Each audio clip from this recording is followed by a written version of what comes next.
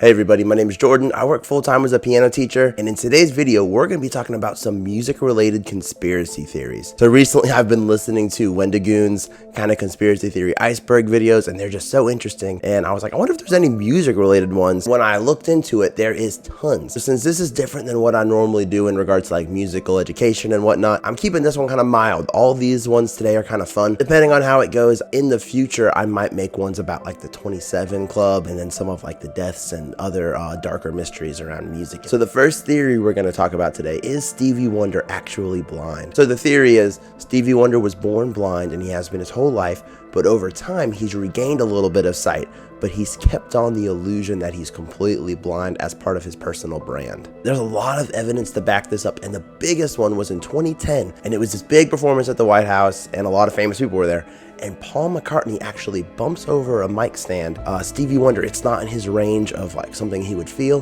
He reaches his arm down and catches it. So a lot of people are like, how the heck would he know that the mic stand was falling in such a way? People who have lived with him in the past in various apartment buildings or whatnot have said that in the elevator, in the lobby, he will greet them as who they are and kind of chuckle about it, like, haha, I can see you, while keeping up the facade of being a blind man. Another big piece of evidence is that he loves going to basketball games, and he'll often sit in the front, and people have just noticed that he tracks the basketball games very well. He'll watch the action. He is an incredible musician, one of the best songwriters of our time, but is he really blind? The curse of the ninth is the theory that a composer cannot compose after 9 symphonies. Several composers throughout history have actually finished their 9th symphony only to later pass away during writing their 10th symphony or right before it, but they've actually never finished the 10th symphony, which has suggested that maybe there's something happening after the 9th symphony. This happened to both Beethoven and Schubert, who were both incredible classical composers, and this drew some attention to it, but then Gustav Mahler passed away right after writing his 9th symphony, which brought a lot more attention to this phenomena. There's about half a dozen other lesser known composers who the same exact thing has happened to. In 2012, composer Philip Glass actually stated a lot of composers are aware of this and are afraid to even get to the 9th symphony because they're afraid of this jinx, earworms. This suggests the way we listen to music and the way music gets stuck in our head all day, referred to as earworms, is actually something that can be scientifically determined. Kelly Jakubowski is a music psychologist at Durham University. She hosted a study to see if she could determine what makes a song catchy. One major thing that she found is songs that are upbeat with a driven tempo are more likely to catch our ear. Also, melodies that have small steps in their intervals and have longer notes but are thrown in with big intervals, like think Somewhere Over the Rainbow. It opens up with that octave. After that, it's small intervals, and stuff like that is really likely to stick in our minds. She also noted that music that we've heard our whole lives, such as nursery rhymes, can be adapted into pop songs and whatnot, and they're more likely to get stuck on our head. So some recent examples are Gautier's Somebody That I Used to Know plays Twinkle Twinkle Little Star on like a xylophone the entire song. Also, Maroon 5's Move Like Jagger features Twinkle Twinkle Little Star like ostinato at the beginning and during the piece. And during her study, she actually ranked the 9 most catchiest songs as of 2016, which I actually wrote them down right here. It's Bad Romance by Lady Gaga is number 1. Can't Get You Out of My Head by Kylie Minogue. Don't Stop Believing by Journey. Somebody That I Used to Know, Guy Gautier. Moves Like Jagger, Maroon 5. California Girls by Katy Perry. Bohemian Rhapsody by Queen, really interesting. Alejandro by Lady Gaga, and Poker Face by Lady Gaga. So you can see just right there, 3 Lady Gaga songs in the top 9. Katy Perry steals songs. So this one is part of a huge discussion in music of what is copyright, what isn't. Can you own chord progressions? Can you own an ostinato? And in 2019, Katy Perry released her song Dark Horse, which features this descending ostinato, which repeats over and over again. In 2012, Flame, a Christian rapper, released a song called Joyful Noise, which features the exact same ostinato 1 step lower than what's featured in Katy Perry's song. Very similar tempo, very similar synth sound. He actually sued her for $2.7 million for taking his idea, and not only taking his idea, but his was a Christian song, whereas Katy Perry's Dark Horse featured several like occult themes, references to various gods and whatnot, and so that's where he found the offense in it. Thankfully, he did not win this case, because this leads into a huge discussion in music about who can own properties. If you're saying that you can own an ostinato, we would have to go back to Bach and back to Beethoven. They're the ones and the other composers around during their time that came up with these things. You'll see this every couple years come up where an artist says, oh, you took this, and sometimes they did take it, and sometimes they stole it or were inspired by it, but for the most part, music is pretty finite at the end of the day of what we can come up with.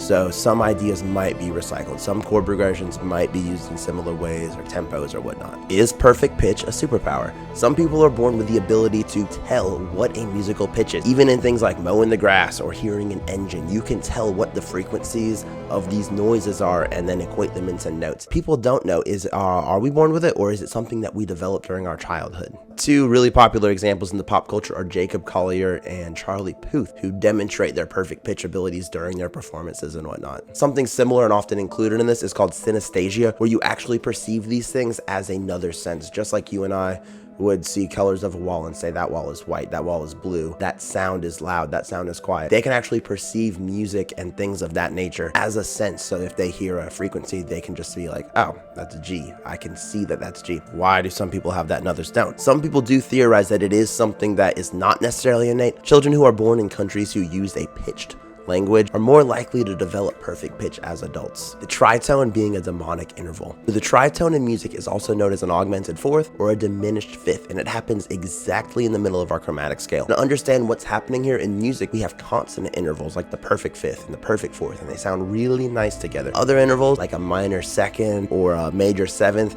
might not sound as good to us. We call them dissonant intervals. Whereas the tritone, considered by some, is the most dissonant interval, and it's really unnerving. And the reason for this is, in music, when something's dissonant, it wants to resolve to consonants. And being right in between the perfect fourth and the perfect fifth, it could go in either direction, so it has a really strong pull on it. During medieval times and whatnot, this interval was so jarring that medieval composers and people in the church and stuff were forbidden of using it because they thought that it could summon the power of demons, or that they would be letting in some sort of a demonic presence just by using it. In recent times, composers have used the tritone as a tool to show themes like forbidden love, uncertainty, or defiance. Standardized tuning. So this topic suggests that the music that we listen to is not accurate. As music appears on the overtone series, which is a whole nother thing you could get into, A is our tuning pitch. According to the overtone series, this will happen at 432 hertz. And all a hertz is how many oscillations per second we're having. If something is 10 hertz, that means the wavelength is oscillating 10 times every second. Very slow compared to something that would be like 1600. So the faster the oscillation, the higher note. The slower the oscillation, the lower the note. So where this comes in, A is frequently by the orchestra and by musicians is considered the tuning pitch, and as it occurs naturally,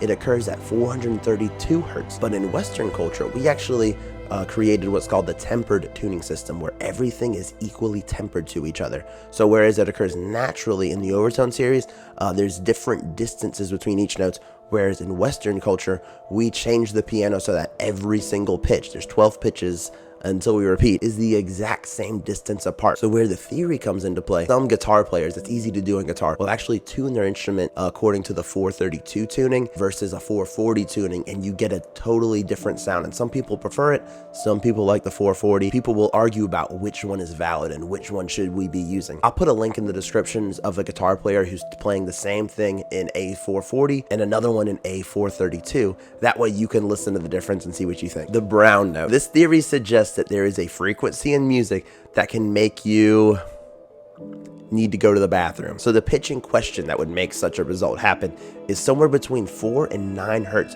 which is actually too low for humans to hear, but we can physically feel it. Some people believe that this can actually have an effect on our bodies that can lead to us involuntarily going to the bathroom. They actually did this on Mythbusters a few years ago and determined that it was not true, that when listening to this frequency in various scenarios, and it didn't have any effect on whether or not they had to go to the bathroom. They said that while the note was playing, even though they couldn't hear it, they did feel a little bit unsettled, and it caused a shortness of breath, but it did not cause any threat to the digestive system. The Dark Side of the Rainbow. This theory presents that the really popular Pink Floyd album, Dark Side of the Moon, actually was written to accompany the really popular movie, The Wizard of Oz. It's on YouTube, it's available if you want to see it. While listening to the album, it apparently lines up precisely with the movie. I've watched some of it, so you can see where like a song ends, it's kind of like scene changes, and it's about the same length as the movie. So lots of people think that Pink Floyd did this as a joke, where, oh, if you're a super fan, you can see this little Easter egg that we made for you. Unfortunately, Pink Floyd came out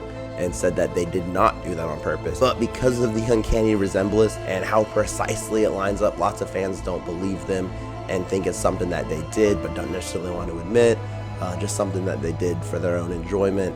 It's up for you to decide. This video was a lot of fun for me to make. I've researched lots of topics actually. Some of them are a little bit darker though, like death and covering up death and faking your death, time traveling vampires. One really cool one is the 27 Club, which suggests that lots of composers and artists throughout history have actually sold their souls to the devil, but they cannot live any older than 27 years old. I might do a whole video about that depending on how well this does, simply because this is really different than what I normally put on my channel, and I don't want to make something that's too far away from music education, even though it's still music related. That's what I love.